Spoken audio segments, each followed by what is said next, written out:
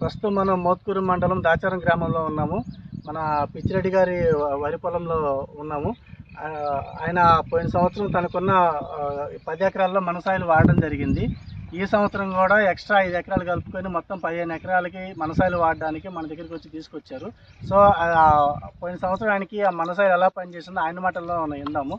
Sir నమస్కారం అండి. నమస్కారం సార్. మీరు మనసాయిలు మన గ్రామంలో కొన్నారు కదా? అవును సార్. పోయిన సంవత్సరం కొన్నారు, మళ్ళీ ఇప్పుడు కూడా వాడడానికి తీసుకొచ్చారు. సో అది ఎలా పనిచేసిందో ఒక్కసారి మా రైతులకి ఎక్స్ప్లెయిన్ చేయండి సార్. సార్ ఇది మన గ్రోమోర్లోకి వెళ్ళిన హరిబాబు అనే మేనేజర్ గారు ఉండి, మీరు పెద్ద రైతు కదా, మనసాయి తీసుకోండి, ఇది మంచిగా గ్రోత్ ఉంటుంది, మంచిగా పనిచేస్తుంది, అవైతేనో గుల్కలు కలిపి అది చేస్తేనే ఏదైతే లిక్విడ్ కదా, నీళ్ళతో కలిపి ఒక బస్తాకు 1 లీటర్ కలపండి, 1 ఎకరాకి సరిపోతుంది అని చెప్పేస్తే, మరి పనిచేస్తాం మేము రైతులు, మళ్ళీ లాస్ అయితే మళ్ళీ మాకు ఇదే ఇదైతే అని అంటే, లేదు సార్ మీరు మమ్మల్ని నమ్మండి తీసుకోండి అని ఇవ్వటం జరిగింది. అయితే మేము తీసుకొచ్చినాం. ఫ్రెండ్స్ సార్ ఒక 10 ఎకరాలకు వాడటం జరిగింది. ఇక్కడ ఉన్నది మాత్రం నాకు ఒక 5-5.5 ఇక్కడ ఉంటుంది. అయితే ఇది ఏమైందంటే కలిపి వేసినాం.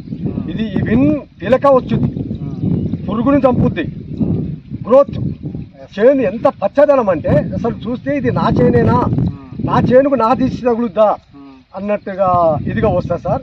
ఇది ఒక వాడి చూస్తే తెలుస్తుంది. ప్రతి రైతు కూడా ఇది వాడాలి సార్. దీని గురించి మేము నమస్కారం పెడుతున్నాం.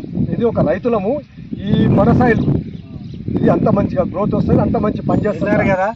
ఆయనతో పాటు ఆయన గ్రామంలో ఉన్న రైతులతో పాటు తన గ్రామాల చుట్టూ ఉన్న రైతులు కూడా ఫోన్ చేసి మనసాయిలు వాడమని చెప్తున్నారు. ఇక్కడ ఒకసారి చూడండి, పోయిన సంవత్సరము ఆయన రెడ్డి గారు మనసాయిలు తీసుకొచ్చి వాడిన బాటిల్ మనకి ప్రత్యక్షంగా కనబడుతున్నాయి పొలంలోనే. ఈసారి రెడీగా ఉంది మనసాయిలు వేయడానికి. ఆల్మోస్ట్ 15 ఎకరాలు ఉంది. ఈ 15 ఎకరాలు మొత్తం కూడా మనసాయిలు వాడడానికి రెడీగా ఉంది. Thank you.